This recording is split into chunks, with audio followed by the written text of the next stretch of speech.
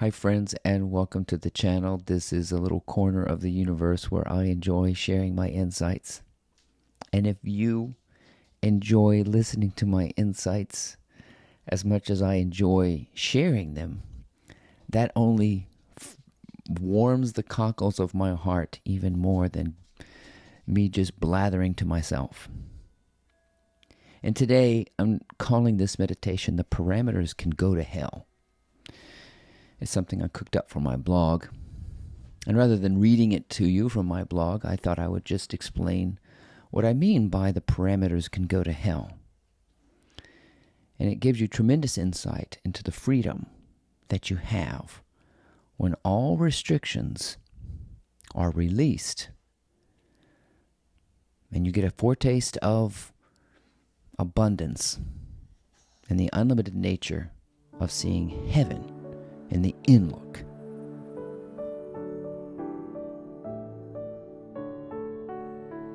I always found it difficult to get people to marinate in the inlook when I was department chair at the university.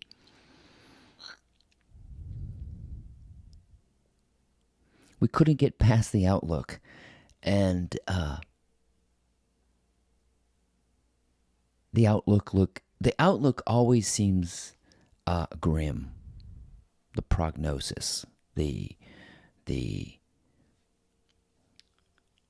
measurement that we use to judge future performance. See, this is the game that the stock market plays. Always trying to get ahead to ensure abundance.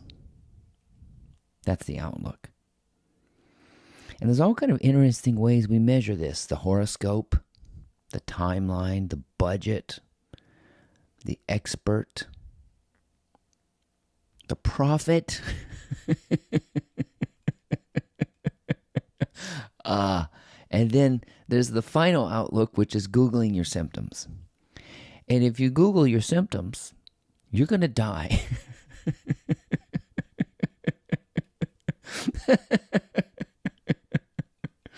I always tell people, don't Google your symptoms, because that will condemn you to hell. But that's exactly what the outlook is that it's a set of parameters that seem to be closing in, and they never seem encouraging, right? Especially if you're with a group of people and you're trying to get people to lift the limits, if you will. They cannot overlook the outlook. The outlook, which is what you might consider the immediate future, looks grim. The experts are saying, so these are parameters. These are rules of measure. And it's interesting that we call them rulers, because a dollar is a ruler. It's like an inch or a mile or a yard. And you have a segment of the population saying something. I'm going to use this as a metaphor for what I'm trying to illustrate here. We can't build our house because we don't have any inches. We don't have any feet. We don't have any yards. So what do? They jump out of a window.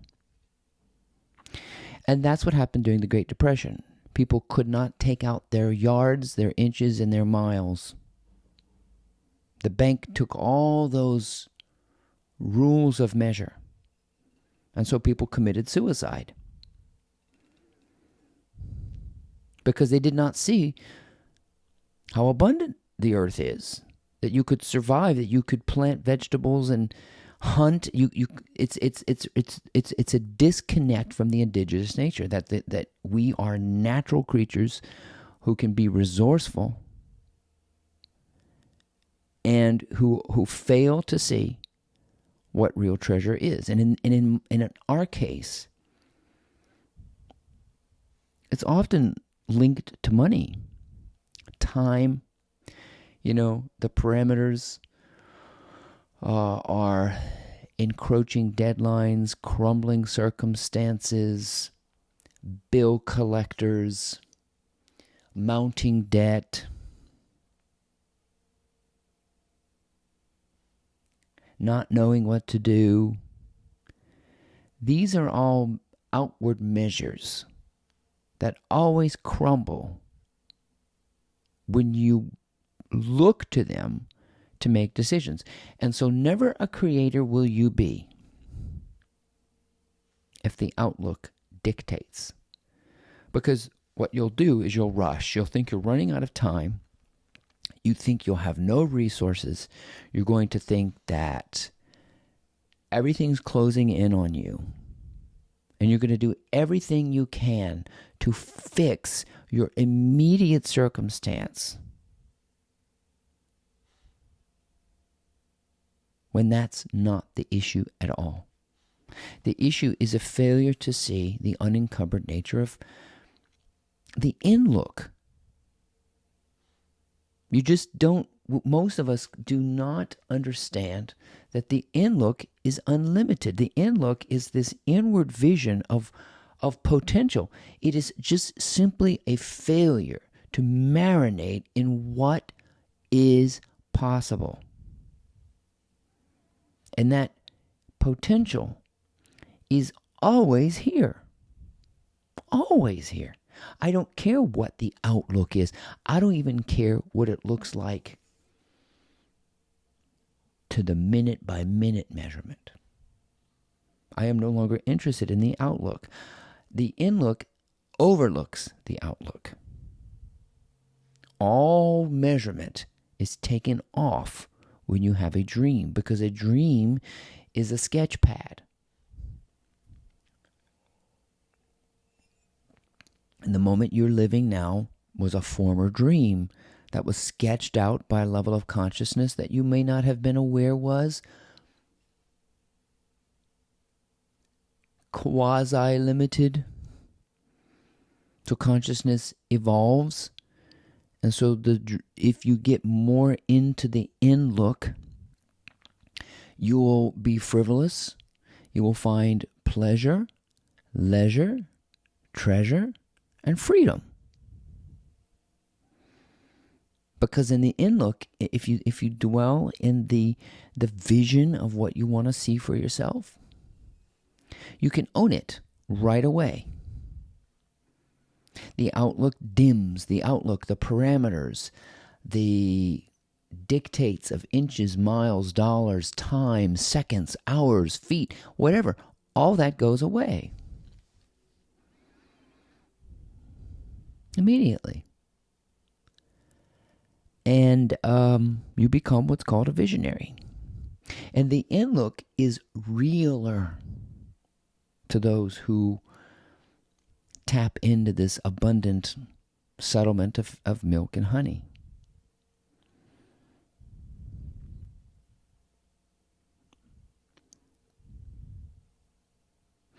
I guess for me, I just got exhausted from record keeping like that. I wanted to be a real creator. I wanted to be someone who was not rushed, who was not scared, who caught a vision and was carried away by it. And that inward vision has carried me away from and helped me overlook the outlook, which is a downward spiral to hell. I no longer pay attention to such perfunctory limit. I realize my perspective is too short-sighted to believe that my circumstances are dictating my decisions.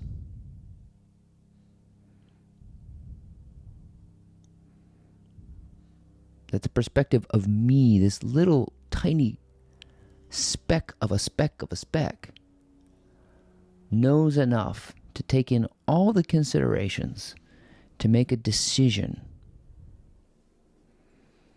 based on the outlook. A dollar, a second, an expert opinion, a horoscope, a dwindling resource, a dry spell. If these things scare you, you are scared by inches, feet, miles, time, others. You are falling for the greatest illusion to ever befall humanity. Limit.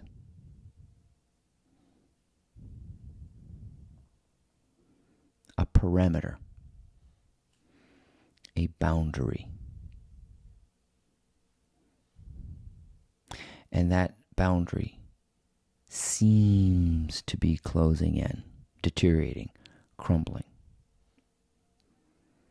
But not to the person who has a glimpse of the in-look.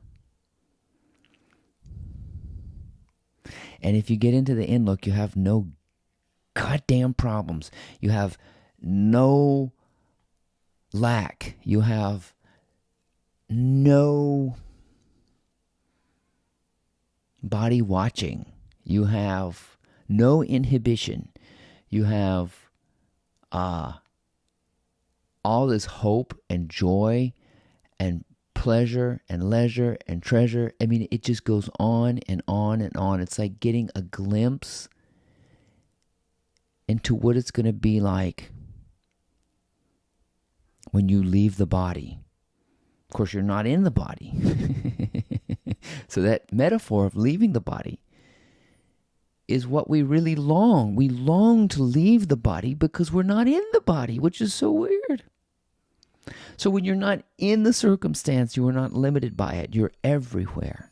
And you own it, and you have it, and you are it.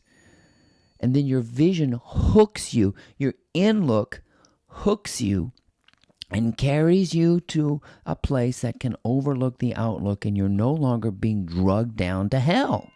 These are metaphors for negative thinking. Doom and gloom according to the signs outwardly that are pointing you and prodding you and making you feel you're under duress and in an emergency and you have to do something now. If you want to be a true creator, excuse me, a true artist, a true visionary, you will not be rushed.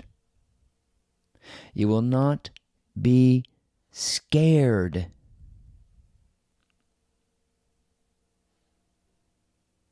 You will refuse to bow down to rulers, inches, dollars, seconds, others, circumstances, and even your own mind. The in-look is dropping into the heart, and it shows you everything. Everything that you always wanted. Yet, everything that you truly are.